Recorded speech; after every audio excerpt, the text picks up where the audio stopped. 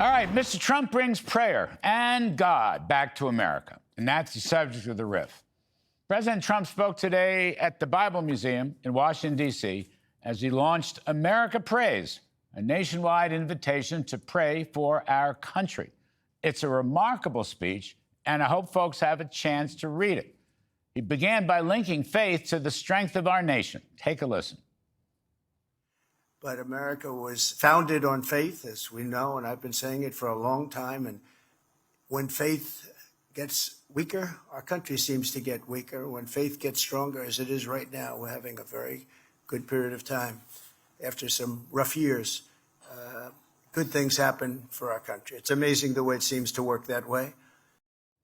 So let me pause here and recall, of course, Mr. Trump has, on many occasions, talked about putting God and religion back into the country. He has often said that God saved his life for a purpose, to make America great again. In some sense, his entire second term seems providential, as his life was spared by a tiny millimeter from a would-be assassin's bullet. To quote the White House release today, as President Trump said, "Next year, we will celebrate 250 years since that declaration was signed, and as part of the commemoration, we have invited America's great faith communities to pray for our nation, for our people, and for peace in the world. America has always been a nation that believes in the power of prayer. We will never apologize for our faith. We will never surrender our God-given rights. We will defend our liberties, our values, our sovereignty, and our freedom. And with the help of amazing faith communities across this land, we will truly make this the golden age of America." Now, I can't recall another president in my lifetime who talked so directly about the importance of faith in our nation.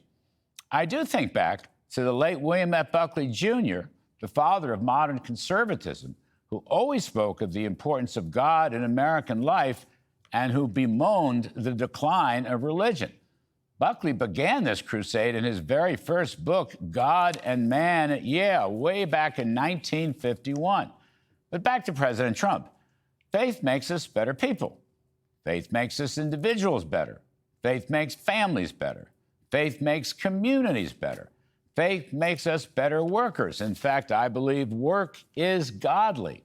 As somebody who came to faith later in life, I've come to believe strongly in the importance of prayer and the willingness to ask God for his daily guidance. Now, Mr. Trump also takes a whack at Virginia Senator Tim Kaine, who recently denied that in America our rights come from the Creator.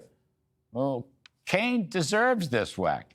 He ought to read the Declaration of Independence, which claims we are endowed by our Creator with the right to life, liberty, and the pursuit of happiness. That is, we are endowed by our Creator. We are not endowed by the Ways and Means Committee. Anyway, Mr. Trump also makes a case for reading the Bible. Take a listen to this one.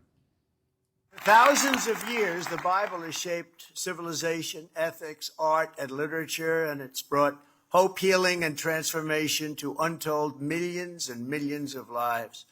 The Bible is also an important part of the American story. As I have said, President Trump is bringing prayer and God back to America, and it couldn't come soon enough. And that's tonight's riff.